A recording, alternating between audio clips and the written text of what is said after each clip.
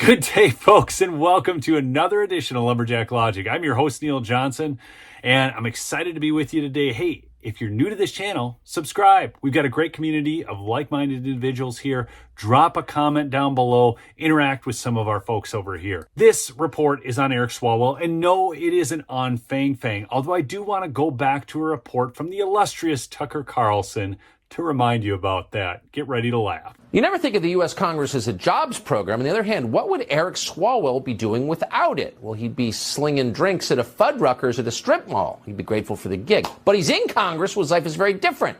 When he's not shagging Chinese spies, he gets to travel all over the world at his donors' expense. Thanks to our campaign finance laws, Swalwell gets to live like a minor celebrity with a security detail that carries guns his voters aren't allowed to carry. If he wants to, he could hang out on the beach in a Hawaiian shirt with an umbrella drink, gold chains, and a chest wig. He could head off the Middle East to get more free camel rides. So we would never see Eric Swalwell going on Tucker Carlson, so instead he goes on MSNBC with Jen Psaki to ask what is quite possibly the most absurd question you will hear today.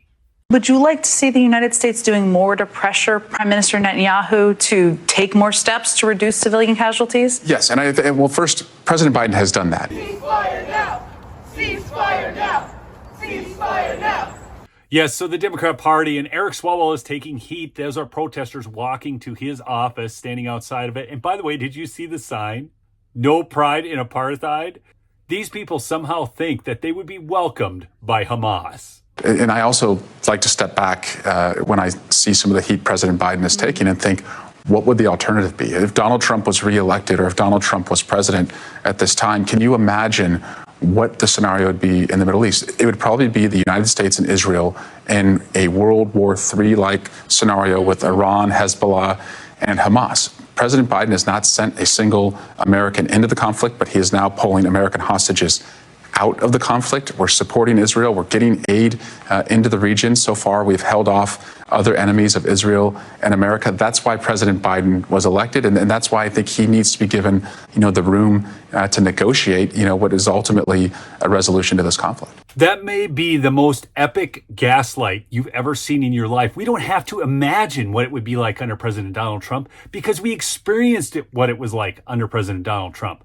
We had no wars. We had a raging economy. We had all of these things. And now they're going along trying to say that President Trump wants to take away your Medicare and Medicaid and Social Security. But the fact is that U.S. taxpayers may be shocked to learn that as their families grappled with the fears of Social Security's looming insolvency, the Social Security Administration in Washington sent $4.48 million to the Kiev government in 2022 and 2023 alone. In another bizarre example of spending, U.S. aid paid off $4.5 billion worth of Ukraine's sovereign debt through payments made to the World Bank. These are the very things that Eric Swalwell endorses.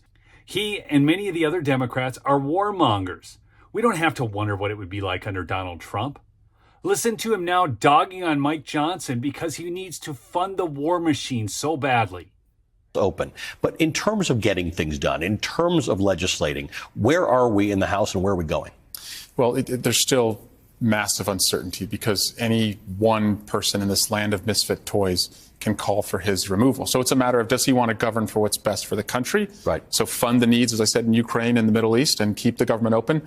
Or is he going to be beholden, to Matt Gaetz and others? Time and time again. We're going to bury MAGAism in a year. Donald Trump's best day was November 2016, and he has been a loser ever since. Hey, Eric, how are you going to bury MAGAism when you can't even handle people on Twitter? Something that is a violation of the law. So check this out from Right Angle News Network. Representative Eric Swalwell has blocked me. I am almost 100% certain that it is illegal for a United States representative to block a citizen of the United States. Lawyer up, China boy. And so here you can see the screenshot. Representative Swalwell has blocked him. If a public official uses their account to carry out their role as an elected official, they cannot engage in most forms of censorship, such as blocking someone or deleting someone's comments just because of their subject or opinion.